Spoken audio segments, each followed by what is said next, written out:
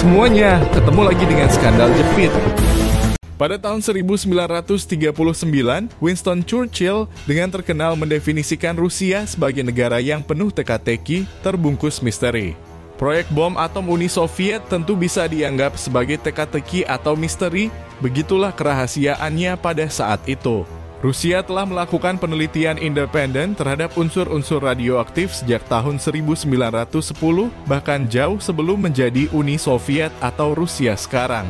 Pada tahun 1930-an, para ilmuwan Rusia telah melakukan upaya luar biasa menuju kemajuan penelitian fisika modern, bahkan di saat kondisi kemunduran seperti revolusi.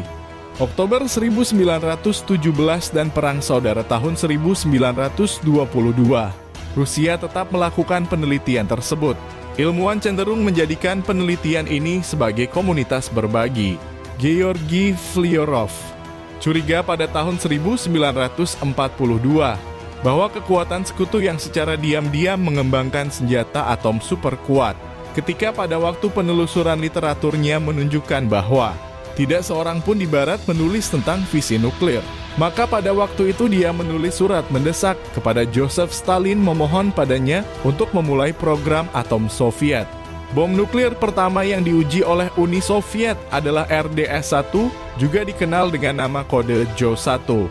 Pengujian ini dilakukan pada tanggal 29 Agustus 1949 di Semipalatinsk Test Site di Kazakhstan. RDS-1 adalah bom nuklir tipe implosi yang menghasilkan ledakan sekitar 22 kiloton atau setara dengan 22.000 ton TNT. Pengujian ini menandai awal dari program senjata nuklir Uni Soviet pada saat itu.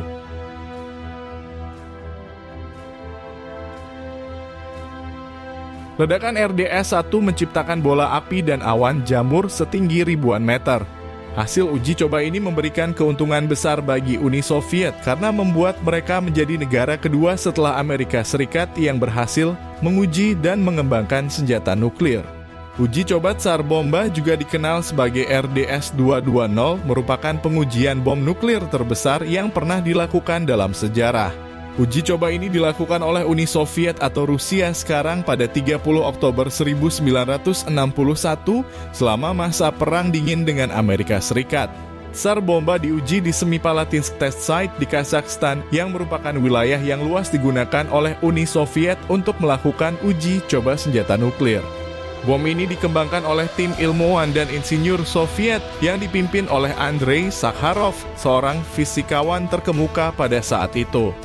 Bom ini dirancang sebagai bom hidrogen atau bom H yang menggunakan reaksi fusi inti untuk melepaskan energi yang luar biasa besar.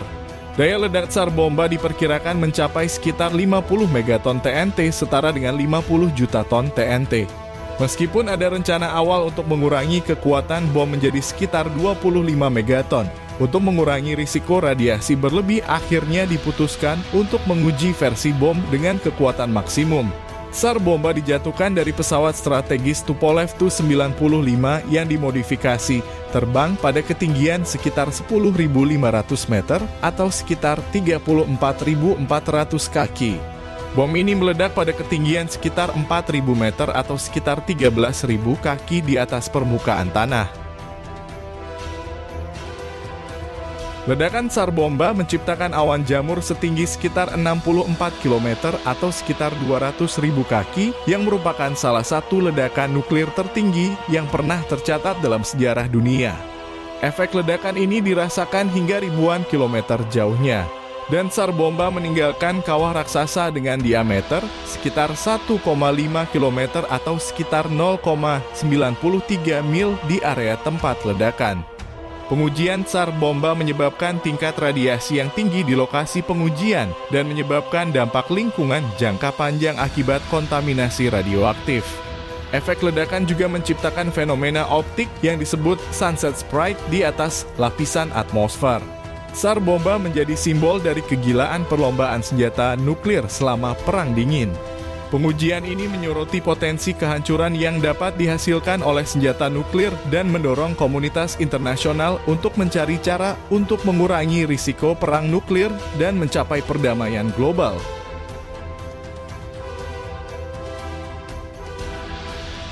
Yang juga patut dicatat adalah sebuah laporan tertanggal 28 Februari 1945 dan ditulis untuk Lavrenti Beria, tangan kanan Stalin dan kepala NKVD, polisi rahasia negara yang ditakuti. Laporan itu berjudul Kemajuan Bom Atom di Luar Negeri dan menyatakan bahwa Amerika Serikat diharapkan akan memproduksi bom atom pada bulan Juli tahun itu.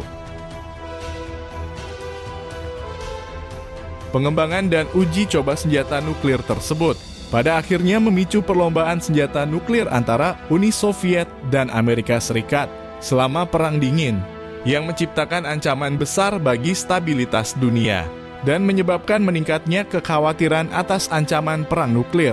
Tsar bomba memiliki daya ledak yang sangat besar, diperkirakan sekitar 50 megaton TNT. Ledakan seperti ini dapat menyebabkan kehancuran yang masif di area di sekitar titik ledakan, menghancurkan bangunan dan infrastruktur, dan menimbulkan kematian dan luka berjumlah besar. Ledakan bom nuklir menghasilkan radiasi yang dapat menyebabkan kematian segera bagi orang yang berada di dekat ledakan dan merusak sel-sel tubuh manusia. Radiasi nuklir juga dapat menyebabkan efek jangka panjang termasuk kanker dan kerusakan genetik. Pengujian SAR bomba menghasilkan sejumlah besar partikel aerosol yang meningkatkan refleksi cahaya matahari, menyebabkan penurunan suhu global sementara. Fenomena ini dikenal sebagai nuklir winter dan dapat menyebabkan dampak yang luas pada iklim dan pertanian global.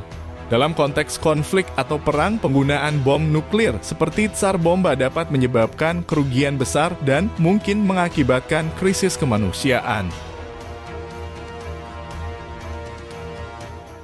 Terima kasih telah menonton tayangan ini. Jangan lupa like, comment, and subscribe untuk membangun channel ini lebih baik lagi. Wassalam.